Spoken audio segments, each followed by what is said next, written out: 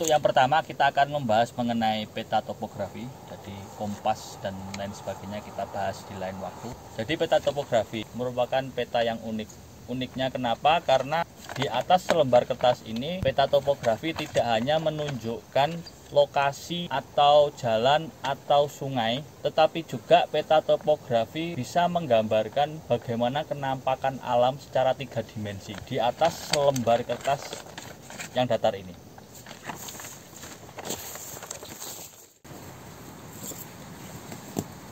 Bagaimana sebuah peta topografi bisa menggambarkan bentuk rupa bumi secara 3 dimensi di atas selembar kertas? Ada 3 mekanisme sehingga peta topografi itu bisa bekerja menggambarkan keadaan atau kenampakan alam secara 3 dimensi. Yang pertama adalah garis kontur, yang kedua adalah skala, yang ketiga adalah legenda peta. Jadi pada kesempatan kali ini kita akan membahas ketiga hal tersebut ditambah dengan beberapa tambahan keterangan yang ada di peta. Bagian umum dari setiap peta adalah garis lintang dan garis bujur. Ada garis lintang, garis yang horizontal, ada garis yang membujur. Garis lintang dan garis bujur ada pada setiap peta. Mau peta apapun pasti memiliki garis lintang atau garis bujur. Pada peta topografi, pertemuan garis lintang dan garis bujur akan membentuk persegi. Persegi-persegi inilah yang dinamakan karvak. Satu karvak ini adalah 1 km persegi. Garis kontur membuat peta topografi menjadi spesial dibanding peta-peta pada umumnya. Garis kontur ini menghubungkan titik-titik daerah yang memiliki ketinggian yang sama. Jadi, sepanjang garis kontur adalah wilayah atau titik-titik yang memiliki ketinggian yang sama.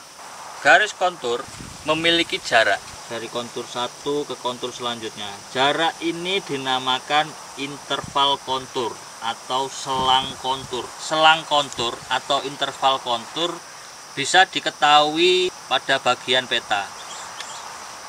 Selang kontur 12,5 meter.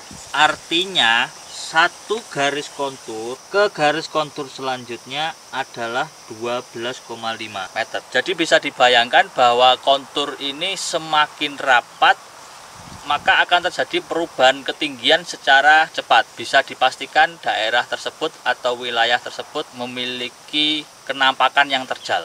Berbeda dengan ketika daerah tersebut memiliki kontur yang renggang, berarti daerah tersebut terjadi perubahan ketinggian secara lambat.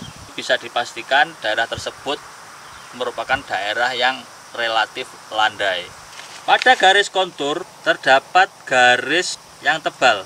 Garis ini dinamakan garis kontur indeks. Pada garis kontur indeks terdapat angka yang menunjukkan nilai ketinggian pada garis kontur tersebut. Jadi, dengan melihat bagaimana kontur tersebut menyebar, semakin kecil kontur yang mengelilingi sebuah wilayah, bisa dipastikan daerah tersebut merupakan sebuah titik ketinggian. Semakin tinggi, semakin tinggi, semakin tinggi, tidak ada kontur lagi di dalamnya, bisa dipastikan itu adalah sebuah puncak titik ketinggian. Jadi, garis kontur tidak bisa digunakan untuk mengukur jarak perjalanan kita, karena garis kontur itu merupakan jarak secara vertikal, bukan secara horizontal. Skala adalah perbandingan jarak secara relatif antara jarak sebenarnya di lapangan dengan jarak yang ada di peta. Peta yang saya bawa adalah skala 1:25.000. Bila jarak di peta dari titik A ke titik B sebesar 1 cm, maka 1 cm itu dikalikan 25.000. Jarak dari A ke B adalah 25.000 cm. Atau dengan kata lain adalah 250 meter bila kita jadikan meter. Kalau kita jadikan kilo berarti hasilnya adalah 0,25 km. Semakin kecil skala peta topografi, area yang ada di peta menjadi semakin sempit, tapi peta topografi tersebut akan memiliki tingkat kedetailan yang lebih tinggi. Berbeda dengan peta topografi dengan skala yang lebih besar, dia akan meliputi wilayah yang sangat luas, tapi tingkat kedetailannya akan berkurang. Pada peta topografi terdapat skala batang. Skala batang berfungsi untuk membantu kita dalam menentukan jarak yang ada pada peta.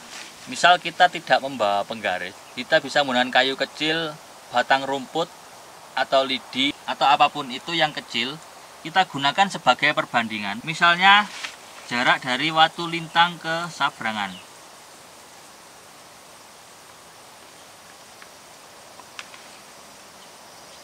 Kemudian kita dapatkan jaraknya sebesar ini. Apa yang kita lakukan selanjutnya adalah kita meletakkan rumput ini ke dalam diagram skala batang.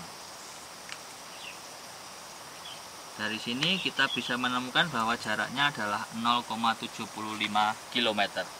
Jadi dengan skala kita bisa menentukan jarak. Dari jarak kita bisa menentukan waktu perjalanan kita. Kemudian dari waktu perjalanan kita tentu kita bisa menyiapkan apa saja yang diperlukan dalam perjalanan tersebut, termasuk jumlah logistik. Legenda peta adalah petunjuk penggunaan dari sebuah peta. Ibarat HP, legenda peta adalah sebuah manual book tentang cara-cara penggunaan HP tersebut. Legenda peta itu terdiri dari titik, garis, dan warna. Titik, garis, dan warna merupakan simbol dari perwakilan kenampakan yang ada di alam, kemudian yang ditaruh pada peta. Misalnya jalan disimbolkan oleh garis dengan warna merah, sedangkan perkampungan disimbolkan dengan warna merah muda. Begitu juga ladang disimbolkan dengan warna kuning. Selain itu, legenda peta juga berisi mengenai keterangan skala, kemudian selang kontur, serta diagram utara, di mana terdapat keterangan deklinasi magnetis. Ini sangat penting karena nanti akan kita gunakan ketika kita menggunakan kompas dalam bernavigasi. Tanpa ada keterangan deklinasi, akurasi navigasi kita akan berkurang. Kemudian ada yang namanya inset. Inset pada peta ini adalah gambaran secara umum lokasi di mana peta ini berada. Kemudian ada yang namanya NLP, atau beberapa peta menyebut helai peta, atau nomor lembar peta, atau nomor indeks peta. Jadi itu memudahkan kita untuk mencari peta-peta yang kita butuhkan. Tinggal kita cari nomor lembar peta atau nomor helai petanya saja.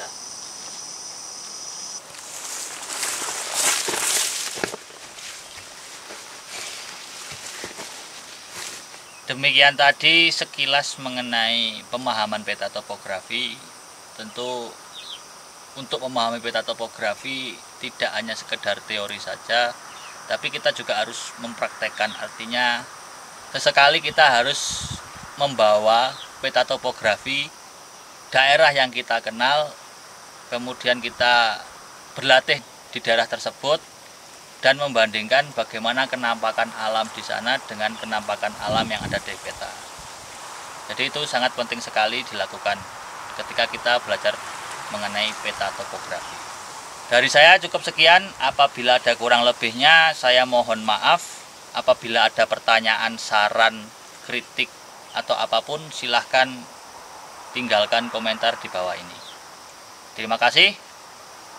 Salam.